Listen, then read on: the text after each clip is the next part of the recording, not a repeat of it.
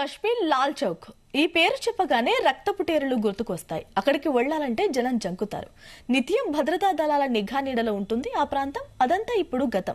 లాల్ చౌక్ వద్ద ఇప్పుడు రద్దీ వాతావరణం కనిపిస్తోంది. కొత్త ఏడాది సందర్భంగా లాల్ చౌక్ వద్ద కార్యక్రమాలు నిర్వహిస్తున్నారు. జనం పెద్ద ఎత్తున సెలబ్రేషన్స్ లో పాల్గొంటున్నారు. ఆటపాటలతో సందడి చేస్తున్నారు.